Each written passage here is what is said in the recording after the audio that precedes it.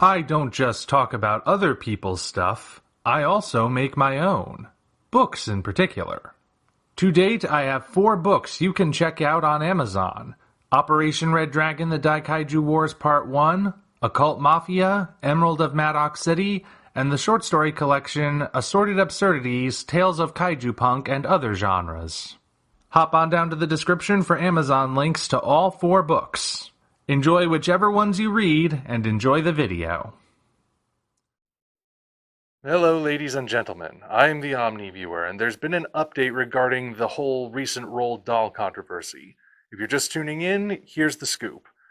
Puffin Press, who currently owns the distribution rights to publish Roald Dahl's books like Charlie and the Chocolate Factory, The BFG, Fantastic Mr. Fox, Charlie and the Great Glass Elevator, so on and so forth. Anyway, they had been approached by a group of sensitivity readers who told them all the different things in these children's books, which have been around for decades that nobody really got upset about, yet now they were suddenly being considered offensive, and based on this, Puffin basically decided that they were going to alter the books henceforth.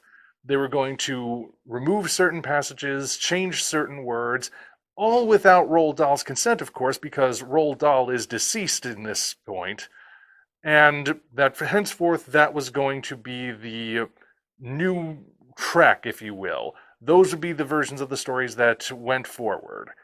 And in light of this announcement, pretty much everyone told them where to stuff those new editions, and it wasn't on a bookshelf.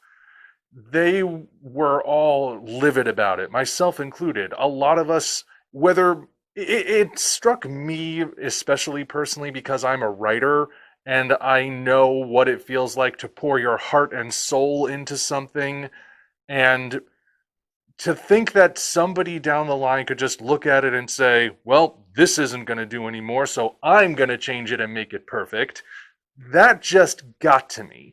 And of course, there is another sense that it's just historical revisionism. These books were written in another time. Well, okay, I don't want to go down the rabbit hole again. You can watch my older videos if you want to know more, but basically, the backlash to this decision was huge. So huge, in fact, that it leads to this particular update, in which we can now officially say that Puffin has walked back on this decision. Kind of. Not completely, but there is a significant update here. They have decided not to take the original versions of those books out of print.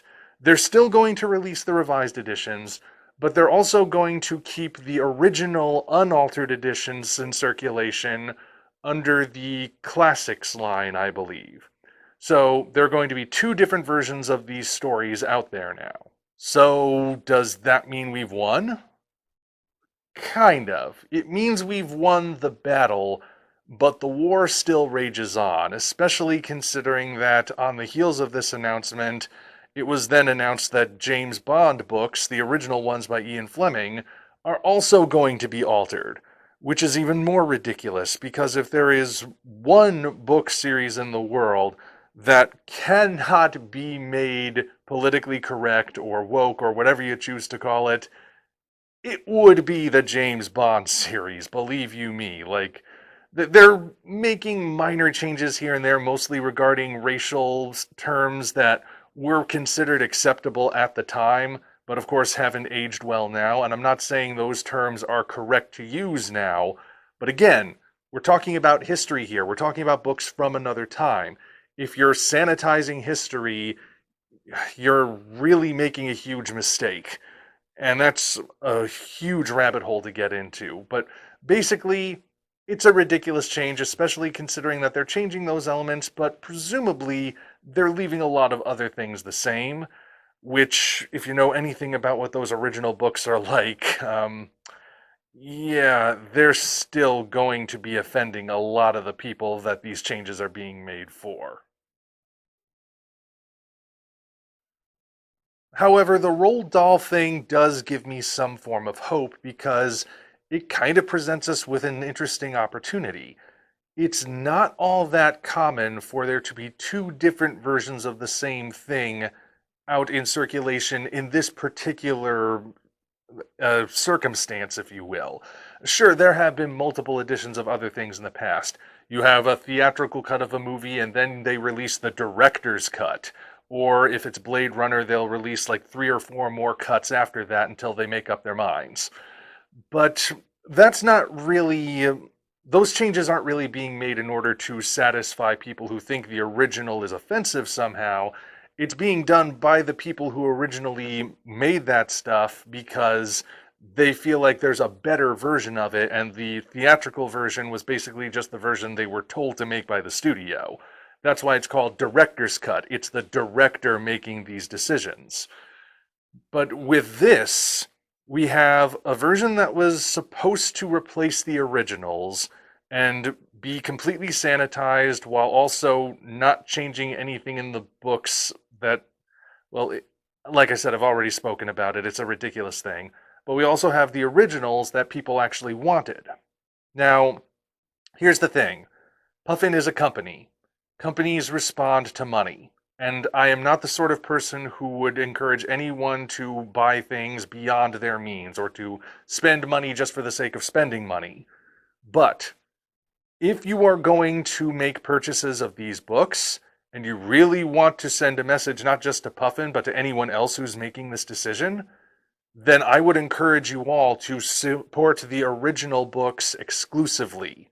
Support the classics version.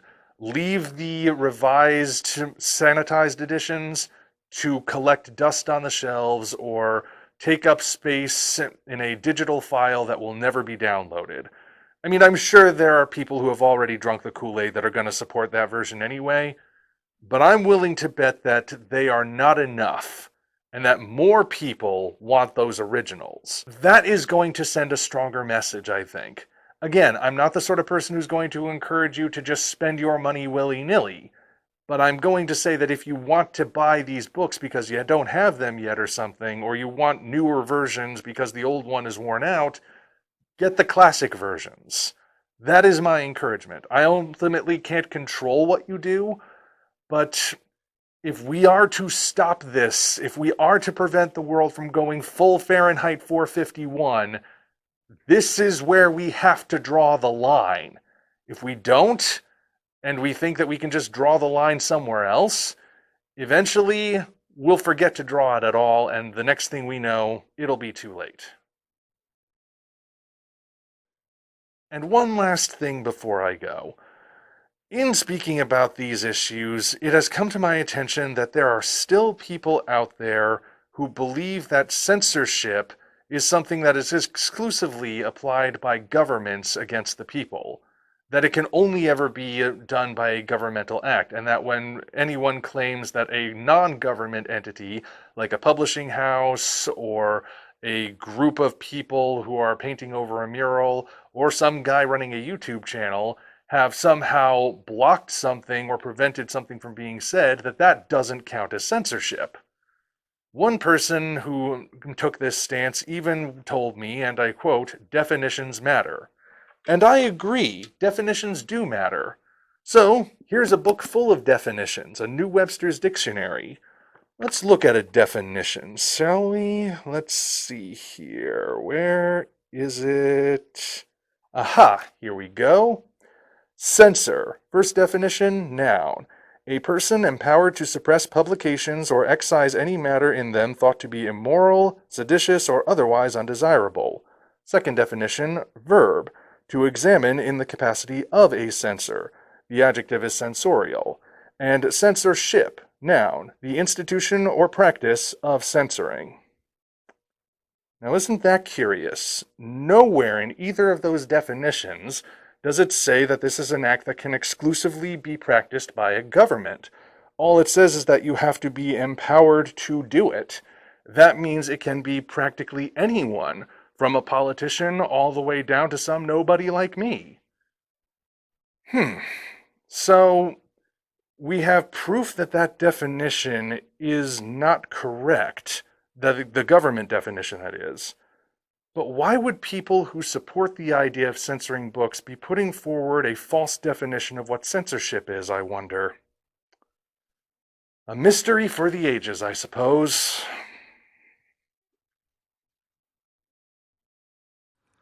Congratulations, you reached the end. If you enjoyed this video, you might want to consider supporting us on Patreon. Of course, the other way to support us is to go to Amazon and check out our books: Operation Red Dragon, The Daikaiju Wars Part 1, The Occult Mafia, Emerald of Maddox City, and Assorted Absurdities, Tales of Kaiju Punk and Other Genres. Also check the description for links to DeviantArt and other platforms we operate. Thank you all for watching. We'll see you next time.